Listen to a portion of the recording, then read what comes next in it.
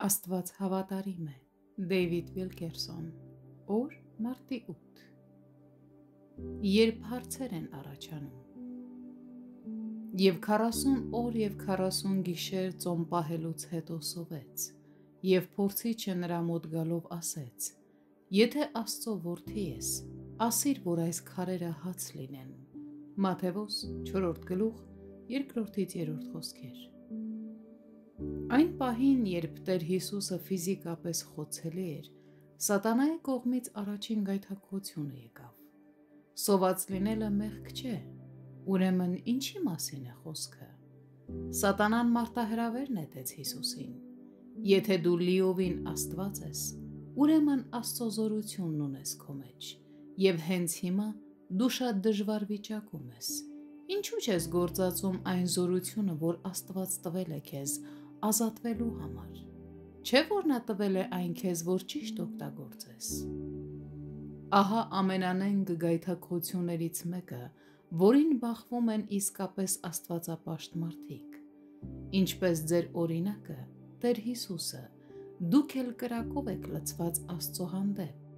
Դուք ուղղում եք ձեր սիրտը ամբողջությամբ հնազանդվելու նրան։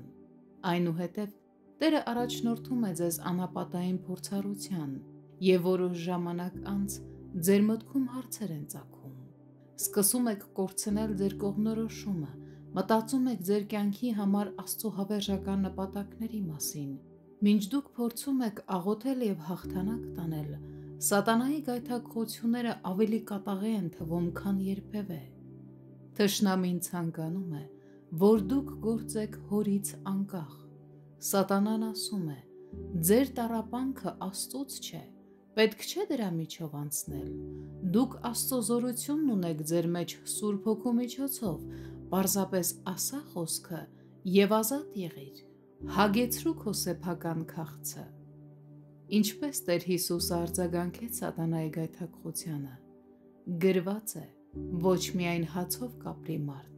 այլ ամեն խոսքով, որ դուրս է գալիս Աստծո բերանիցը։ Խոսք 4։ Քրիստոսը ըստ էության ասում էր. իմ գալը երկիր կապված չէ իմ կարիքների, ցավերի կամ ֆիզիկական հարմարավետության հետ, ես եկել եմ մարդկանց տալու, ոչ թե փրկվելու։ Նույնիսկ իր տառապանքի գագաթնակետին Տեր Հիսուսը չկորցրեց իր հավերժական նպատակը, և եթե մեր Տերը անապատային չարչարանքների փորձառության միջոցով հնազանդություն սովորեց, մենք նույնպես կսովորենք։